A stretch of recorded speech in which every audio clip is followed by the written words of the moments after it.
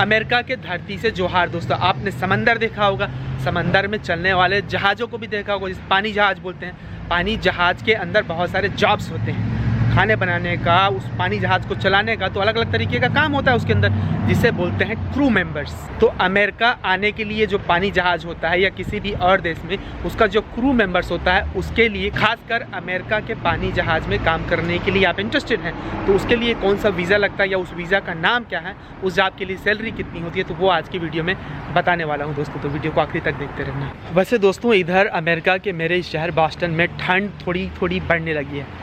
आपके गांव में कैसे मौसम है ज़रूर बताना। वैसे मेरे चैनल में पुराने हों तो बहुत बहुत शुक्रिया और ढेर सारा प्यार आपका अब तक सपोर्ट करते रहने के लिए, चैनल पे कमेंट करते रहने के लिए, लाइक करते रहने के लिए, और जो भी है थोड़ा बहुत जो शेयर करते हो उसके लिए भी। और अगर आप पहली बार आए हैं तो यही सब बहुत बेसिक लेवल पर छोटा मोटा वीडियो साझा करने की कोशिश करते रहता हूँ। तो वेलकम टू माई चैनल दोस्तों। तो इस वीज़ा का नाम है C1D वीज़ा। तो ये दो वीज़ा का कॉम्बिनेशन है। तो जो C1 वीज़ा होता है उसको ट्रांजिट वीज़ा भी बोलते हैं, मतलब एक जगह से दूसरी जगह जो ट्रांसफ़र होते हैं, जो ट्रांजिट हो रहे हैं उसके लिए। तो अगर जैसे कि आप किसी कंपनी में काम करते हैं, मतलब जो जहाज़ कंपनी है, चाहे वो आप किसी भी तरीके के क्रू मेंबर है हवाई जहाज़ में, किसी भी तरीके का उसमें का स्टाफ है, या आप शिप में काम करते हैं, जो बड़ा सा बोट होता है ना, दिखता है पानी में आपको, उसमें काम करते हैं, तो वो काम करने का अलग वीज़ा होता है, वो D वीज़ा है। तो ये जो C1D वीज़ा होता है वो दोनों का कॉम्बिनेशन है कि आप अगर हवाई जहाज़ में या उस पानी जहाज़ में काम कर रहे हैं, चाहे वहाँ आप खाना बनाते हो, चाहे और किसी तरीके का काम करते हो, तो उन सब के लिए D वीज़ा मिलता है। वो बताऊंगा, अभी वीडियो को आखिर तक देखते रहना कि उस वीज़ा के लिए कैसे अप्लाई करते हैं उसके बारे में। कोई भी जहाज़ जो है, मान लो अमेरिका के थ्रू आ रहा है, तो आप अमेरिका नहीं आ सकते ना, उसके लिए एक अलग वीज़ा आपको चाहिए होता है। तो आप अमेरिका के अंदर नहीं आ सकते ना, यहाँ के ज़मीन में। तो ज़मीन में आने के लिए आपको वो C1 वीज़ा चाहिए होता है, तो इसलिए इसको C1D वीज़ा बोलते हैं। मतलब दो वीज़ा का कॉम्बिनेशन है, आपके पास काम है और फिर यहाँ अमेरिका के अंदर आने के लिए भी। इस C1D वीज़ा में अगर आपको एक बार वीज़ा मिल जाता है तो आप अमेरिका के अंदर जब प्रवेश करते हैं तो आपको दिखाना पड़ता है कि आप अमेरिका से एक निश्चित समय के बाद वापस जाएंगे। नहीं चाहते कि आप यहाँ पे रुके, मतलब अमेरिका का जो डिपार्टमेंट वो कभी नहीं चाहता कि आप यहाँ रुके, तो उनको बराबर डॉक्यूमेंट्स दिखाना पड़ता है कि आपको 29 दिन के बाद यहाँ से इस ज़मीन को छोड़ना होता है अमेरिका को, और फिर से जब आप आएंगे तो वीज़ा के लिए अप्लाई करना पड़ता है। तो ये C1D वीज़ा का जो फीस होता है वो होता है $160, जो कि तकरीबन शायद 11,000 रुपये होता है। वो आपको DS-160 जो फॉर्म होता है उसके बारे में मैंने पुराने वीडियोस में बताए हैं। अगर आप अमेरिका के और अलग अलग तरीके के वीज़ा के बारे में जानना चाहते हैं तो मेरे चैनल के और वीडियोस को जाकर जरूर देखना। मैंने ढेर सारी वीडियोस बनाए हैं, खासकर जो छोटे गांव के हैं, छोटे शहर के जो लोग आते हैं उनके मदद के लिए, ताकि आप उस चीज़ को समझ सके। शहर के लोग तो जान पाते हैं या अमीर लोगों को पता रहता है, लेकिन ये आपके लिए है कि कैसे जो बेसिक चीज़ है कैसे अप्लाई करते हैं उन चीज़ों के बारे में। और अगर फिर भी आपको समझना है तो आपको क्या करना है, मुझे ईमेल करना। जब आप मुझे ईमेल करेंगे तो उसमें आप सब्जेक्ट लिखिए और बराबर से लिखिए कि आपका नाम क्या है, क्या सवाल है आपका, तो उस तरीके से फिर मैं जवाब दे पाऊंगा। तो बिल्कुल बेझिझक मुझे ईमेल करना, ठीक है। तो जैसे कि मैं बता रहा था कि जब आप इस वीज़ा के लिए अप्लाई करते हैं तो आपको DS-160 फॉर्म भरना पड़ता है। उस फॉर्म को भरने के समय फिर उसके बाद फीस देना पड़ता है $160, तकरीबन 11,000 रुपये। उसके बाद आपको बहुत सारे डॉक्यूमेंट्स जो सबमिट करने होते हैं कि आपको जो कंपनी है, कोई भी है, चाहे वो हवाई जहाज़ की कंपनी हो, चाहे वो पानी जहाज़ की कंपनी हो, बराबर प्रूफ देना पड़ता है। अपना जो भी सारा डॉक्यूमेंट्स है, ओरिजिनल डॉक्यूमेंट्स का कॉपी, वो सब सबमिट करना पड़ता है कि आपके पास काम है, कितने दिनों से है, ऑफ़र लेटर जो कंपनी का है। हालांकि उसका लिंक मैं अपने डिस्क्रिप्शन में दे दिए रहूँगा कि उसका एक लंबा लिस्ट है कि आपको क्या क्या डॉक्यूमेंट चाहिए। और बाकी अगर आपको कोई और सवाल हो, बाकी आपको और कुछ जानना हो, तो हमेशा और हमेशा किसी भी देश के वहाँ के जो सरकारी डिपार्टमेंट होता है, उनका ऑफिशियल डिपार्टमेंट, उसमें सब इन्फॉर्मेशन रहता है। ज़रूरी नहीं है कि आप एजेंट के चक्कर में पड़े। एजेंट अगर आपका विश्वास पात्र नहीं है तो मत पड़िए उसके चक्कर में। वो इतना धोखाधड़ी हो रहा है, मैं बार बार अपने वीडियो में बताता हूँ।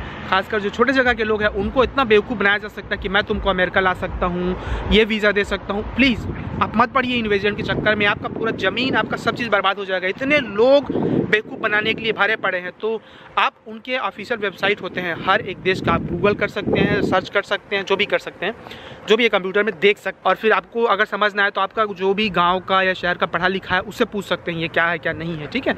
तो एजेंट अगर विश्वास पात्र ना हो, किसी को नहीं जानते हो, तो उसको पैसा नहीं देना है, ना अपना पासपोर्ट देना है कभी भी। अगर सही में आपके पास थोड़े बहुत पैसे हैं तो आप दरअसल इमिग्रेशन लॉयर हायर कर सकते हैं, मतलब उनसे कंसल्ट कर सकते हैं, बातचीत कर सकते हैं, वो आपके सारे सवालों के जवाब दे सकते हैं। उनका जो फीस होता है जो भी है, लेकिन वो वर्थ इट है, मतलब उपयोगी ही रहेगा तुम्हारे लिए। तो तुम चाहते हो तो वो भी कर सकते हो कि एलिजिबल होने के लिए क्या क्या डॉक्यूमेंट सबमिट करना है, क्या नहीं करना है। एक बार के लिए, 2 बार के लिए तुम इमिग्रेशन जो वकील होता है उसको भी हायर कर सकते हो। वो भी तुमको यूट्यूब में बहुत आसानी से मिल जाएगा कि कौन सा इमिग्रेशन लॉयर तुमको हायर करना चाहिए। फिर चौथा होता है, आप इंटरव्यू के लिए जाते हैं तो उसके बारे में हो सके तो मैं एक अलग से वीडियो बनाऊंगा कि इंटरव्यू में क्या क्या पूछा जाता है, नहीं तो वीडियो बहुत लंबा हो जाएगा। और बहुत बेसिक सवाल पूछा जाता है, क्योंकि आपके पास ऑलरेडी ऑफर लेटर रहता है उस कंपनी का कि भाई आपके पास काम है, ये है, वो है। और फिर इसका वीज़ा जो प्रोसेस होता है वो बहुत लंबा नहीं रहता है कंपेयर टू बाकी जो वीज़ा होते हैं उनके, तो आपको जल्दी से मिल जाता है ये कुछ हफ्तों में ही। और अगर आप ऑलरेडी C1D वीज़ा में हैं और अमेरिका कभी आते हैं तो ज़रूर मिलना। मैं फ़िलहाल तो बॉस्टन शहर में रहता हूँ और ये समंदर के बहुत पास में है। तो इस क्रू मेंबर्स जॉब के लिए सैलरी जो है वो 1 घंटे का $10 से $15 के बीच में होता है। वो भी जैसे हर जॉब की तरह निर्भर करता है कि कितना अनुभव है, कितना आपके पास एजुकेशन है, कितना क्वालिफिकेशन है, किस तरीके का आपका काम का प्रदर्शन है, वो सारा कुछ निर्भर करता है। अगर मेरे इस वीडियो को कोई क्रू मेंबर देख रहा हो जो पहले से काम करता हो, मुझे पहले भी बहुत सारे लोगों ने कॉन्टैक्ट किया था। ये जो भी चीज़ मैं शेयर करता हूँ वो मैं अनुभव के हिसाब से करता हूँ, और जिन्होंने मेरे साथ पहले से कुछ शेयर किया है या मैं जिनको जानता हूँ तो कोशिश करता हूँ कि कोई भी बात हवा में ना करूँ। थोड़ा बहुत इधर उधर रिसर्च करता हूँ, और न सिर्फ रिसर्च बल्कि किसी से मैं पर्सन जो उस क्षेत्र में जुड़े हुए हैं उनसे बात करता हूँ। आप लोग मुझसे पूछते रहते हैं कई सारे जॉब्स के बारे में, ट्रक ड्राइवर और कई चीज़ों का, तो मैं तो रिसर्च करके किसी का यूट्यूब देख के बना सकता हूँ, लेकिन वो मैं करने से बचता हूँ। तो मेरी कोशिश रहती है कि जो मैं जानकारी दे रहा हूँ वो किसी से बात करके ही दूँ। अगर मुझे नहीं आता है तो जो मेरे फील्ड का है उसके बारे में तो मैं बता सकता हूँ, लेकिन जो मेरे फील्ड से नहीं है, इसलिए तो अगर कोई क्रू मेंबर साथी जो इस वीडियो को देख रहे हैं तो आप कमेंट करके मुझे बता सकते हैं कि कितनी सैलरी मिल रही होती है एवरेज। फ़िलहाल मैंने जितने 10-15 लोगों से बात किया उसके आधार पर मैं ये बता रहा हूँ। तो चलिए फिर आज के वीडियो में इतना ही दोस्तों। आई होप कि आपको थोड़ा बहुत में समझ में आया होगा, और ये एक ऐसा फील्ड है जिसमें भी जॉब की बहुत अपॉर्चुनिटीज़ रहती है। इसके बारे में आप और रिसर्च कर सकते हैं, कौन सी कंपनी जो है वो स्पॉन्सर करती है। इस हफ्ते मैं और बहुत सारे ऐसे ही महत्वपूर्ण जानकारी वाले वीडियोज़ लाने वाला हूँ, तो चैनल से जुड़ते हुए जाइएगा। बाकी अगर आपको इसके बाद भी कुछ भी कन्फ्यूजन रहता है, कभी भी कुछ भी, तो आप मुझे ईमेल कर सकते हैं या मेरे इंस्टाग्राम से भी जुड़ सकते हैं। मेरा ईमेल आईडी यहाँ पर दिख रहा होगा, america.mentor@gmail.com।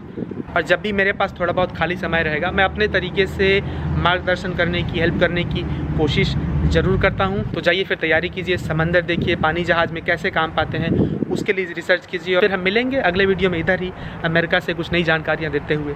शुक्रिया, जोहार।